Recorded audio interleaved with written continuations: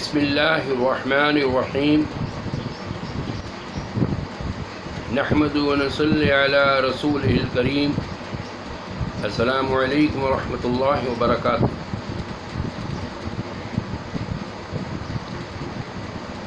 Uncle باتونی ہمارا YouTube channel مختلف اوقات میں مختلف عنوانات پر مختصر کلام میں بات رکھنے کی کوشش کی جاتی ہے تاکہ ہمارا ایمانی جذبہ معزز رہے. اور ہمارا اس چینل کا ایک بنیادی مقصد یہ ہے کہ سادہ انداز میں عام زندگی کے ٹرو ایگزامپلز کے ساتھ ہم موازنہ کرتے ہوئے آخرت کے بارے میں سوچنے والے بنیں، اور جو بھی دین کی بات ہو اس کو ہم عمومی زندگی کے اندر یعنی کیسے سمو سکیں. ڈیلی لائف روٹین کی جو ایگزامپلز ہیں ان کو سامنے رکھتے ہوئے بات کی جاتی ہے، اور جو زیادہ تر وہ ایگزامپلز دی جاتی ہیں کہ جس میں یعنی تجربے سے جو چیزیں گزری ہوئی ہیں. تو اس وقت ایک عنوان ذہن میں اس طرح سے آیا کہ آپ نے دیکھا ہوگا کہ مختلف موقعوں پہ دنیا کے طاقتور ممالک کا موازنہ کیا جاتا ہے. خاص طور سے انڈیا پاکستان کا موازنہ اکثر پیش کیا جاتا ہے کہ کتنی ایٹمی طاقتیں ہیں، کس کس کے پاس کون کون سے مہلک ہتھیار ہیں، اور کون سا ملک کتنا طاقتور ہے، کون سا ملک کتنا امیر ہے. مختلف زاویوں سے مملکتوں کو آپس میں تقابل کیا جاتا ہے، اور بڑے زور شور سے دو تین ممالک جن کو عموماً طاقت میں بہت زیادہ سمجھا جاتا ہے اس کا بڑا ڈنکا ہوتا ہے، اس کے بڑا چرچا ہوتا ہے. دیکھیں جی، یہ انسان کی فطرت ہے، اللہ نے بنائی ہے. کیا کریں، فطرت ہے کہ آدمی طاقتور سے ڈرتا ہے، طاقتور سے ڈرتا ہے. یہ تو ہے فطرت. اور یہ بھی ایک فطرت ہے کہ جو طاقت اس کو نظر آ رہی ہوتی ہے اس سے ڈرتا ہے، یا جس طاقت کا اس کو ادراک ہوتا ہے کہ ہاں یہ واقعی میں طاقت ہے، چاہے نظر آئے یا نہ آئے، وہ اس سے ہائی الرٹ رہتا ہے. مثلا ایک شخص ہے، اس کی نوکری ہوتی ہے ایک دفتر میں، ایک فیکٹری میں. اس کو یہ بتایا جاتا ہے کہ ہمارا جو چیئرمین ہے وہ بہت سخت آدمی ہے، اور عام طور پہ وہ یہاں نہیں ہوتا ہے، وہ ہیڈ آفس میں ہوتا ہے. کبھی کبھار رینڈملی وہ چکر لگا لیتا ہے، اور اگر وہ کسی کو ہڈرام پن کرتا ہوا دیکھ لے تو پھر اس کی خیر نہیں. اس کی نوکری تو جاتی ہے، اس کو بے عزت و ذلیل بھی بہت کرتا ہے. تو اب وہاں کا جو ماحول ہوگا ایک مشاہدے کے تحت وہ یہ ہوگا کہ بھائی چپ چاپ کام پہ لگے رہو، کام میں گڑبڑ نہیں کرو. حالانکہ انہوں نے اپنے باس کو دیکھا نہیں ہے، چیئرمین کو دیکھا نہیں ہے. اور بعض چیئرمین ایسے ہوتے ہیں سر پہ ہر وقت سوار ہوتے ہیں، آتے جاتے رہتے ہیں، ان سے بھی ڈرتے ہیں. تو ڈرنے کے لیے یہ بھی ایک فطرتی تقاضا ہے کہ دیکھ کے آدمی زیادہ ڈرتا ہے. لیکن اندیکھے خوف میں کچھ زیادہ ہی خوفزدہ ہوتا ہے، نہ جانے کب. اور جو یہ یقین ہو جائے کہ آن لائن آپ کو واچ کیا جا رہا ہے، کیمرے کی آنکھ آپ کو دیکھ رہی ہے، تو پھر تو مت پوچھیے کہ کیا عالم ہوگا اس کی ایمانداری کا، اور کیا عالم ہوگا اس ورکر کی تندہی کا. تو پتہ یہ چلا کہ اس میں کچھ چیزیں ہیں، ان کو غور سے سوچنا ہوگا. اس کے دل میں یہ چیئرمین کا خوف کیسے بیٹھا؟ اس لیے بیٹھا کہ جن لوگوں نے اس کو نوکری دلائی اس کو ان پہ بھروسہ ہے کہ یہ جھوٹ نہیں بولتے. پھر جن کے پاس وہ نوکری کر رہا ہے، اس کے جو کولیگز ہیں، اس کے جو افسران بالا ہیں، ان کے بارے میں بھی اس کو یقین ہے کہ جو یہ کہہ رہے ہیں یہ صحیح کہہ رہے ہیں، ان پہ گزری بھی ہے. تو پتہ یہ چلا کہ یقین ایک ایسی چیز ہے، وہ آدمی کو خوش و خرم بھی رکھتی ہے اور خوفزدہ بھی رکھتی ہے.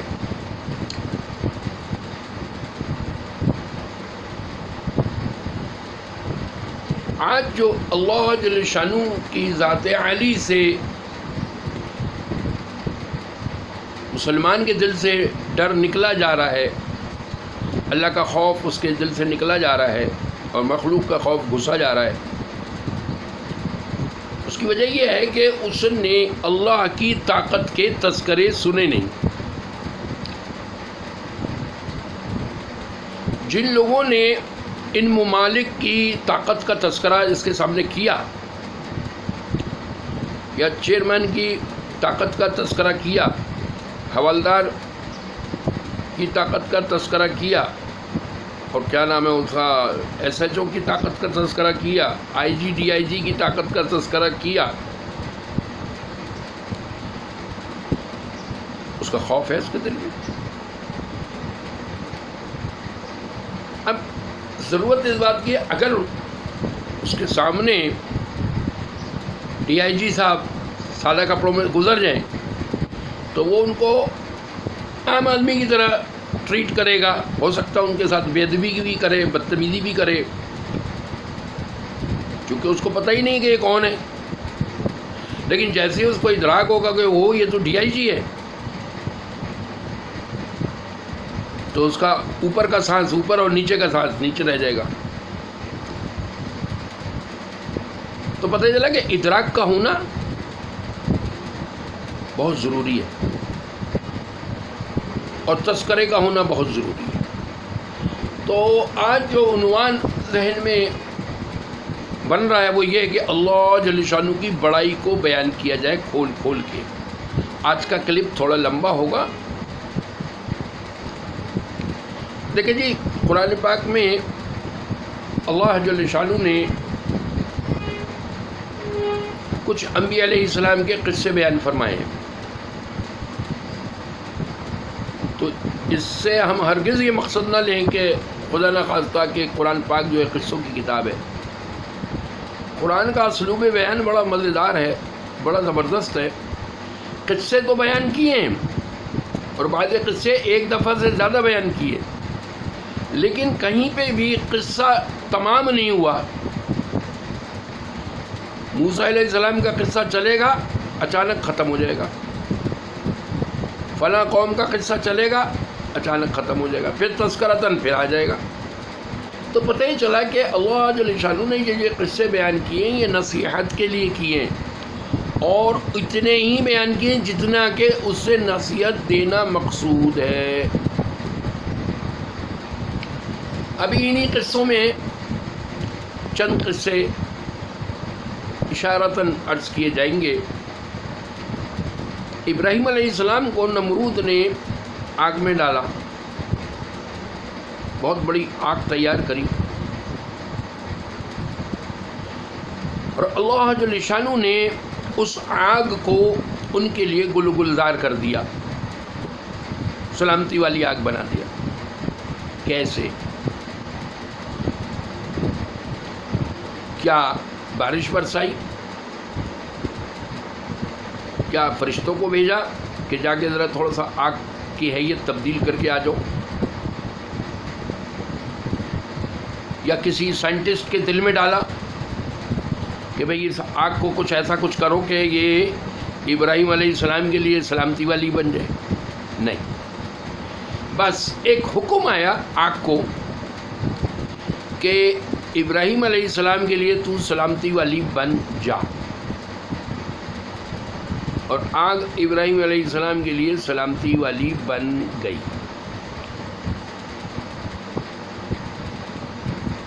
تو آگ میں حکم کس کا چل رہا ہے؟ اللہ جل شانہ کا۔ پانی پہ حکم کس کا چل رہا ہے؟ اللہ جل شانہ کا۔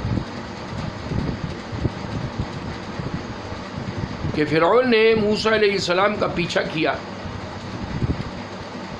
موسیٰ علیہ السلام اپنی قوم کو لے کے فرعونی سلطنت سے نکل رہے تھے۔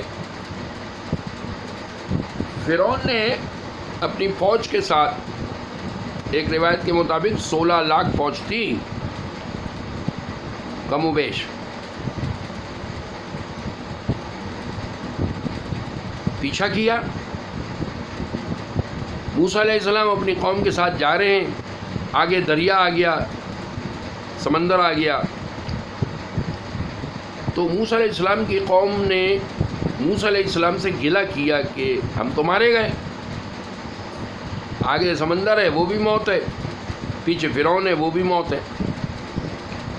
تو موسیٰ علیہ السلام نے بڑا پرعزم لہجے میں فرمایا کہ ہرگز نہیں، اللہ مجھے رستہ دکھائیں گے۔ پھر اللہ جل شانہ نے حکم دیا کہ سمندر پہ اپنا عصا مارو، لاٹھی مارو۔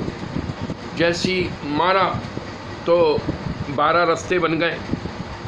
یہ قرآن کے قصے ہیں، یہ کسی افسانوی کتاب کے قصے نہیں ہیں۔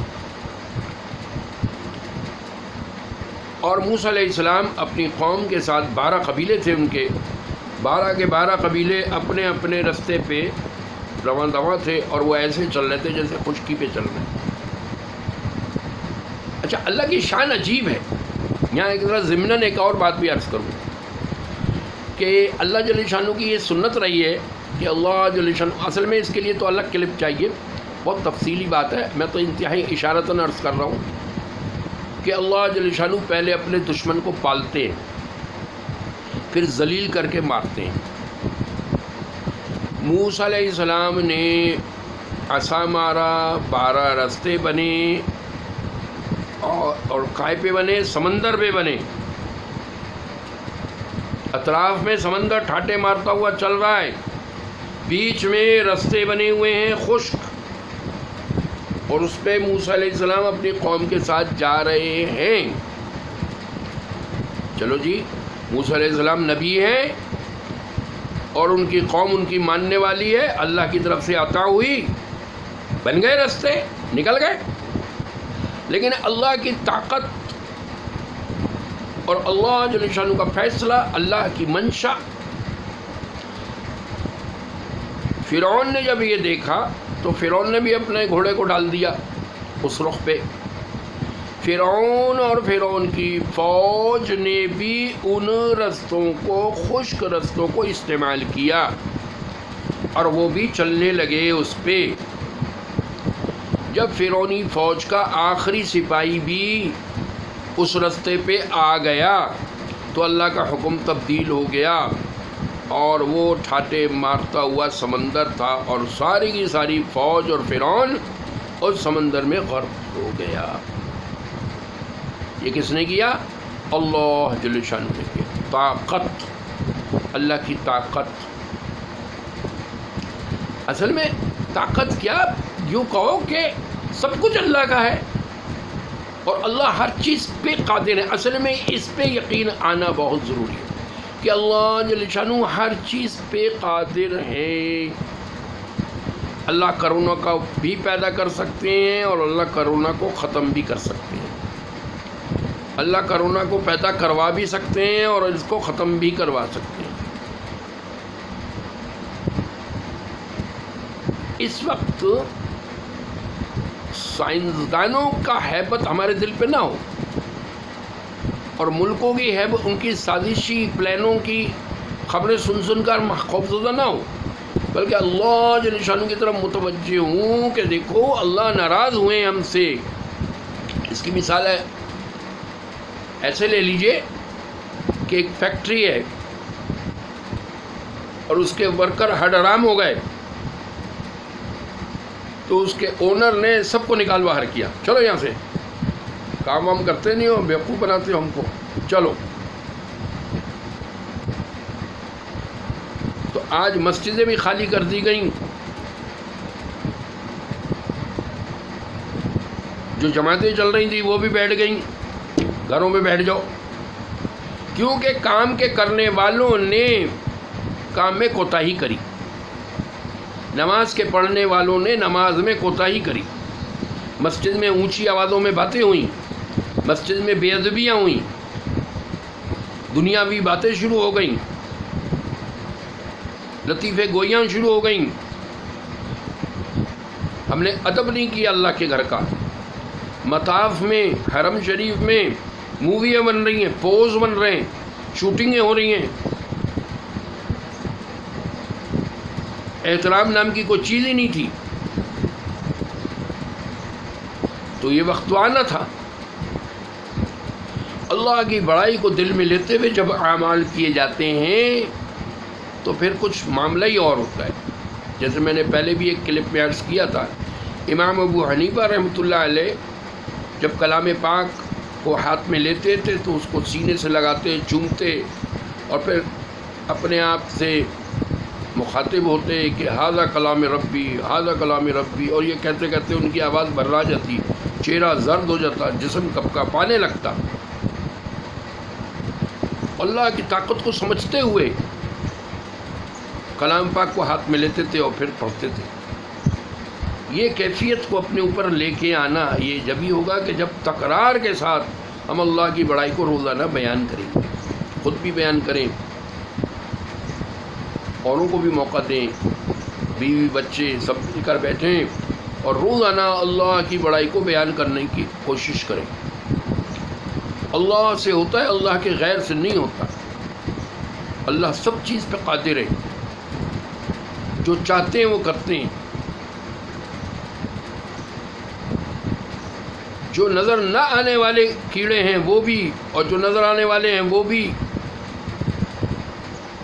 جن کو ہم نے دیکھا ہے وہ بھی اور جن کو ہم نہیں دیکھ سکے آج تک. اللہ کی ایسی مخلوقات بھی ہیں کہ جو اللہ کے علم میں ہیں اور اللہ کے چراگاہوں میں چل رہی ہیں، ہمیں پتہ بھی نہیں ہے.